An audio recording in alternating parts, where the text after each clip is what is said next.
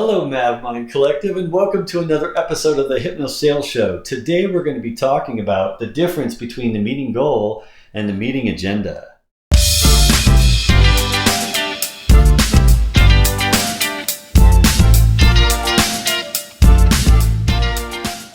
It surprises me that people in customer-facing roles like you and I often confuse the goal and the agenda, or they might feel and believe that the goal of the meeting and the agenda of the meeting are the same thing, or virtually the same thing. You know, they say, Maverick, when I set the agenda, I'm telling what's going to happen and how we're going to get through the meeting. And when I set the goal, I'm basically saying this is how it's going to work and what we're going to do in the meeting. But I like to change your mind on that with this video. I want you to think of it as from a subconscious perspective, from a hypnosales perspective. There's a conscious level and a subconscious level going on in every meeting.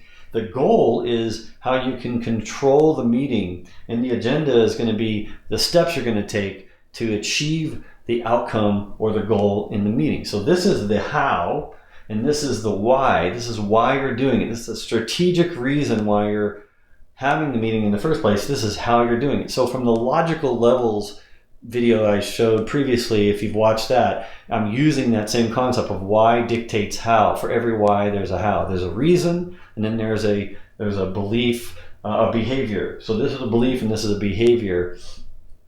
And so I want to be the one that sets the goal so I can make sure that everyone adheres to the agenda and we stay on track. Okay, so here's a little secret concept I'll share with you that will help you remember the importance of setting the goal and using the goal setting in every meeting.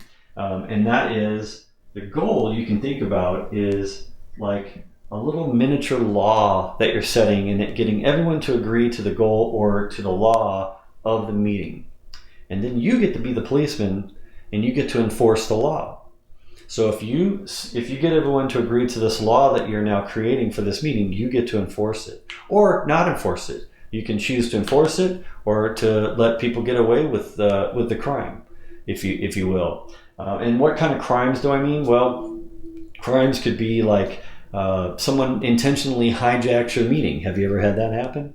I've had that happen a few times. The customer or even someone from my own team that's in the meeting with me on my side of from my company will hijack the meeting from me. Maybe they don't agree with where I'm taking it, or they just have a different agenda altogether, right? They call it an agenda, right? They want to do a different sequence of steps to get through a meeting with a different goal in mind than what I have, than what I've set. They'll take over.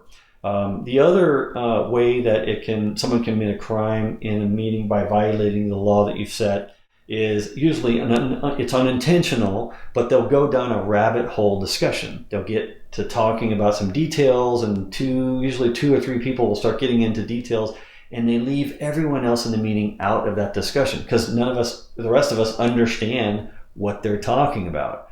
So that's another crime that they'll commit, where they're not sticking to the goal. They're taking it off to a side conversation. So if you're the one that sets the goal, you get to be the policeman. You get to say, time out.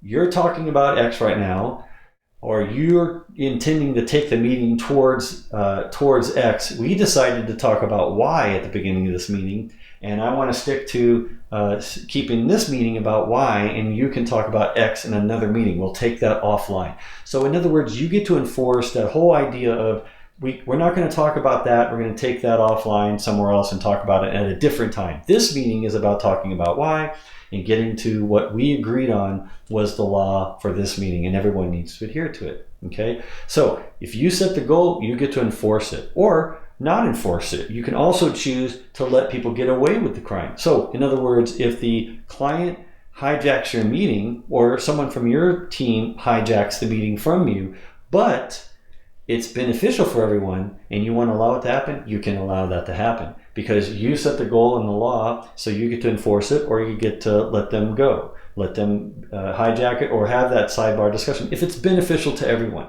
But remember, when someone hijacks a meeting or someone starts a rabbit hole discussion, usually the rest of the people are feeling a little disrespected. They're a little bit like, why is this happening? Why are we allowing this to happen? They're looking for someone to enforce the law. They're like, why isn't someone getting this back on track? Because I can't contribute. I didn't think this meeting was for me. If you're going to talk about that, I want to go do something else.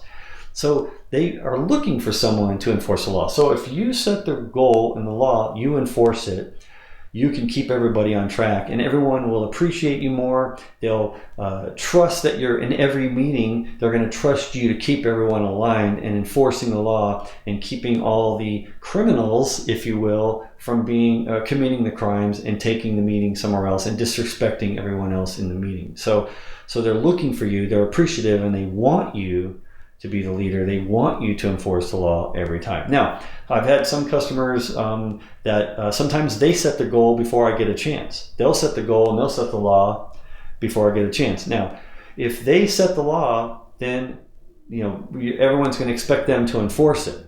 But in my experience, when I have a customer that sets the goal or the law for the meeting, and I'm not sure or I'm not trusting that they're going to enforce it, and they're going to just allow things to go off track and not keep everyone towards the goal, right? Enforcing the law. I sort of want to address that a little bit in the beginning, maybe use something like the power permission technique, which I made a previous video on, to persuade them and ask their permission to allow me to kind of reset the goal a little bit. So I want to put a little bit of my own fingerprint on the goal, have a little negotiation about the goal, to where then I can own a part of the goal, or I can have a piece of the goal, to where then I have the right to enforce it. Because if I allow them to set the goal or the law, then everyone's going to expect them to enforce it. They're not going to want me to enforce it, because it's going to look like I'm fighting them if I enforce it and it's not the law that I set. So I kind of want to make sure I always have a piece of the goal that I'm resetting, or I'm the one that sets it first, and I get everyone else to negotiate with me to agree to what we all want this meeting to be about. Okay, so it's important whoever sets the goal gets to enforce it, and I always want to set the goal and I always want to enforce it, even if someone else says I want to take a piece of that and make it where we set it together. But I have the final say, and I ask everyone, does everyone agree with this version of the goal? Does everyone want to do this? Yes, okay. If I'm the last person to talk about it, then they're going to perceive me as the one that can control it. And that's the secret. Be the one that sets the goal or sets the law. You get to enforce it, or you don't have to enforce it, depending on what you want in the meeting. And that way you can ensure that you deliver the best meetings ever for every client, customer, and prospect you have in every single situation. And this is one of the biggest deals from the subconscious perspective that I've ever really figured out. And I'm glad to share it with you today on today's training video. Thank you for watching. I know you find value in these videos, didn't you? So if you like me or in a customer-facing role, I'm wondering if you want to watch another video now, all designed to help you get better at what you do every day. Or not. You don't have to watch another video if you don't want to.